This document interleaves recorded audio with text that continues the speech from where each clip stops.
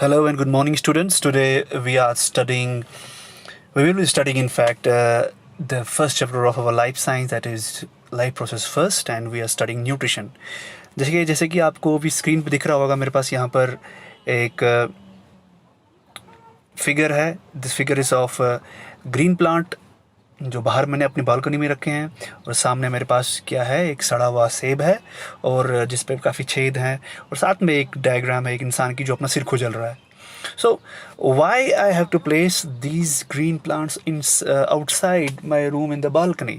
और पेड़ के जो फल हैं, कोई भी फल ले लीजिए, उस पर ये प्रोसेस क्यों होता है कि वो सड़ने लग जाता है आफ्टर सम टाइम, और बार बार किसी इंसान को अपने सिर में खुजली क्यों आती है. So we are studying all this in this lecture today, that why all these things happen. So these all things come in the category of nutrition. So we are studying today's mode of nutrition. Today हम mode of nutrition के बारे में पढ़ेंगे. तो mode of nutrition is way of getting food. Actually nutrition means getting food. तो आज हम पढ़ेंगे modes of nutrition. हम किस ज़रिए से खाना लेते हैं. तो broadly अगर देखा जाए, we have got two types of organisms. अगर देखा जाए तो हमने ऑर्गेनिजम्स को एक प्रोड्यूसर्स में डिवाइड किया, दूसरा कंज्यूमर्स में. And in producers we mean green plants. That means that they are capable of producing their own food. That means अगर मैं green plants की बात करूँ, they produce food with the help of photosynthesis, and there are some bacteria also which can prepare their own food. So they are producers. They produce their own food with the help of their surroundings. As you all know, green plants जो क्या करते हैं, अपना खाना बनाते हैं with the help of photosynthesis, in the presence of sunlight, chlorophyll, water. So these are required we can say products, reactants for the formation of photosynthesis, और इनको हम producers कहते हैं. और ये अपना खाना खुद बनाते हैं और इनके ही खाने पर हम लोग जिंदा है. So these are producers. Moving towards other, they are consumers, जिसमें हम आते हैं, जिसमें animals हैं. In fact, there are some bacteria also that are consumers. That means which consume food. They depend on other organisms to survive. That means they are meant for consumption. ये consume क्या करते हैं, producers जो पैदा करते हैं, these consume them. और इसमें क्या क्या आता है, हम आते हैं, animals आते हैं, in fact insects आते हैं बहुत सारे. So broadly देखा जाए, they are producers and consumers. But in biology we can say that we have a biological name for these producers as well as consumers. Producers का अगर देखा जाए तो इनका बायोलॉजिकल नेम है autotrophs. Auto means self, trophs means nourishing. जो self nourish हों, जो खुद अपना खाना बनाए और खुद अपना लालन पालन करें, खुद अपने आप को पाले पोसे. That means they are self-nourishing. On the other hand, consumers, they are heterotrophs. Hetero means other, and trophs means nourish. That means they depend on other organisms for nourishment. So autotrophs and heterotrophs are the scientific names for producers and consumers. तो autotrophs में वो आते हैं जो अपना खाना खुद बनाते हैं, और हेटेरोट्रॉप्स में वो आते हैं जो डिपेंड करते हैं अदर ऑर्गेनिजम्स में फॉर देयर नरिशमेंट. सो अगर हेटेरोट्रॉप्स की बात करें, heterotrophs are further classified into holozoic, saprotrophs and parasitic types of nutrition. देखिए, होलोज़ोइक की बात करें, होलोज़ोइक मोड ऑफ न्यूट्रिशन में हम ऐसा मान के चलते हैं कि जो डाइजेस्ट करते हैं चीज़ों को अपनी बॉडी के इनसाइड. और अगर नाम पे जाएं, होलो मीन्स होल, जो फूड को एज अ होल ले लेते हैं, अपनी बॉडी के अंदर स्वेलो करते हैं, और उसके बाद उनकी बॉडी में जो है फूड डाइजेस्ट होता है, और साथ ही साथ वो उस चीज़ों से अपने एक्सट्रैक्ट करके खुद के लिए विटामिन्स, प्रोटीन जो भी उस फूड में होगा खुद के लिए ड्रैग करते हैं. फॉर एग्जांपल, ये एप्पल को मैं ले लेता हूँ. अब जब ये एप्पल है, it is a source of proteins, it is source of vitamins, in fact some carbohydrates भी इसमें होंगे. तो जब प्लांट्स के ज़रिए ये बना और इंसान ने ये खाया, दैट मीन्स वो प्लांट्स के साथ साथ ये चीज़ें भी अपने साथ खा रहा है. तो that means he is consuming the whole thing, और ये चीज़ उसकी बॉडी में जा रही है, डाइजेस्ट हो रही है, और ये होली सोली इस चीज़ को खाकर अपनी बॉडी के अंदर डाइजेस्ट करके ये इनसे विटामिन्स, प्रोटीन्स ड्रैग करके अपना जो लाइव प्रोसेस है उसको सस्टेन कर रहा है। दैट मीन्स इसके लिए आपका डाइजेस्टिव सिस्टम स्ट्रांग होना चाहिए। For being holozoic you need to have a very good digestive system. Digestion होने के कारण इससे चीज़ें वो एक्सट्रैक्ट करते हैं इस कॉम्प्लेक्स फूड को सिंपल में चेंज करके इसके जो भी रॉ मटेरियल्स के अंदर हैं फूड के अंदर वो एक्सट्रैक्ट करता है। So this is holozoic mode of nutrition in which the whole food is digested inside the body. इसमें डाइजेशन इनसाइड द बॉडी होती है।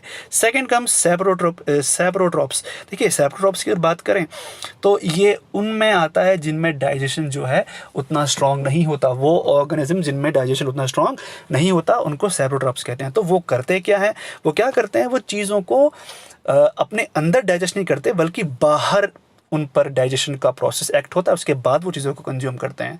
For example they digest food outside, in other words we can say. अगर आप देखते हैं कि आपके घरों में जो फंगस है वो उसकी एग्जांपल है।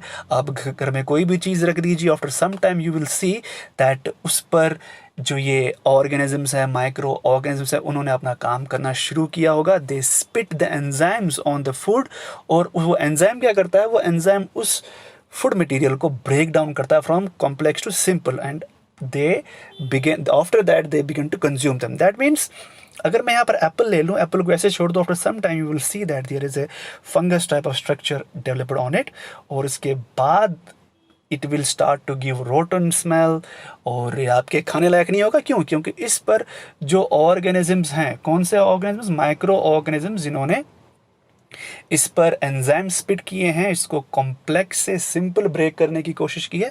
सो उन्होंने क्या किया, इसको खाने के लिए बाहर ही इसका डाइजेशन प्रोसेस शुरू कर दिया, उसके बाद they will try to consume it.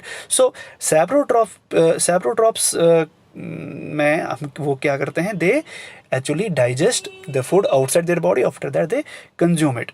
तो ये आपको हर जगह देखने को मिलेगा। अगर आप एप्पल की जगह अगर आप कोई और चीज़ रख देंगे सराउंडिंग, मान लीजिए आपने ब्रेड रख दिया या बटर रख दिया, तो अब देखेंगे आफ्टर सम टाइम उस पर एक लेयर चढ़नी शुरू हो जाएगी। वो लेयर इसलिए चढ़ती है क्योंकि the enzymes are being secreted by these organisms, और रोटन स्मेल का भी आना इसमें शुरू हो जाता है। तो रोटन स्मेल क्यों आती है?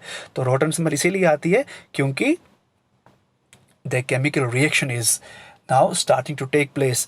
अब सोचने की बात यह है कि केमिकल रिएक्शन तो हो रही है, तो हमारी बॉडी में भी फूड डाइजेस्ट हो रहा है।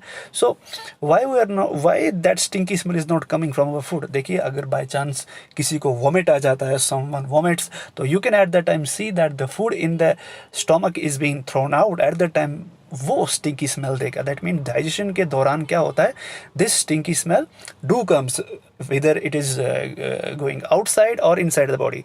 ठीक है, तो ये रोटन स्ट्रक्चर जो भी फलों फूलों पे हो रहा है या आपके खाने वाली चीज़ों पे हो रहा है, ब्रेड पे हो रहा है, जो रोटिंग हो रही है, जो फाउल स्मेल आ रही है, ये सब किसका काम है?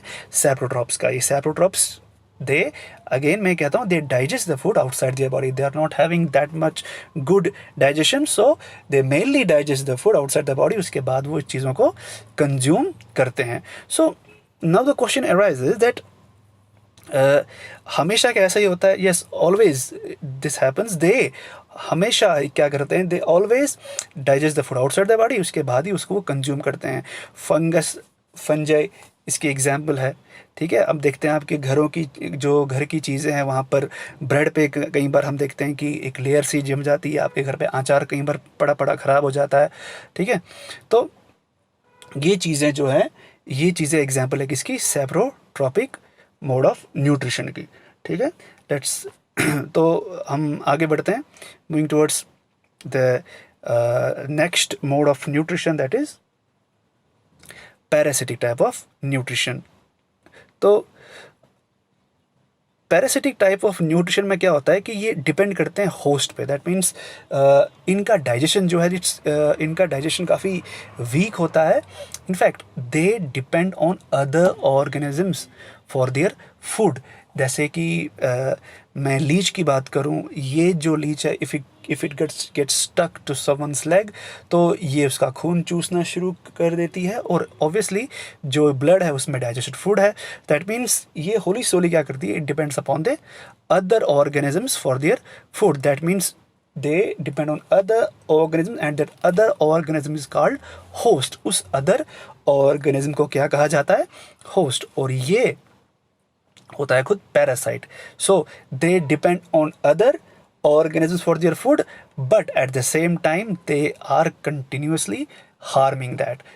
They are not killing that person. For example, अगर मैं कोई इंसान बार बार खुजल रहा है, he is having leash on his head, तो leashes भी एक parasites हैं जो इंसान के सरों में होती है. They are dragging the nutrition, they are sucking the blood, और इनफैक्ट ये आपके खाने पे ही जिंदा रहती हैं. So they will not kill you, but they will continuously harm you. ठीक है. तो टेप वर्म्स, राउंड वर्म्स, तो ये टैप वर्म, राउंड वर्म ऐसे पैरासाइट्स हैं जो बॉडी के अंदर रहते हैं. और लीच और ली स्टिक्स ये सब बॉडी के बाहर रहते हैं. टैप वर्म्स, राउंड वर्म्स हमारे इंसान के पेट के अंदर रहते हैं जो डाइजेस्टिव फूड पे काम करते हैं. तो हमेशा ऐसा ही होता है कि मतलब they depend upon the other organisms for their food. Some live inside the body and some live outside the body. So this was all about parasitic mode of mode of nutrition, in which we studied that nutrition जो है वो autotrophic और heterotrophic type का होता है. और heterotrophic को हमने फर्दर क्लासीफाई किया किसमें? We classified heterotroph into first of all holozoic, after that saprotrophic, और उसके बाद पैरासिटिक टाइप न्यूट्रिशन. होप आपको चीज़ समझ में आ गई होगी. If there any doubt you can ask me, you can text me. Till then, goodbye.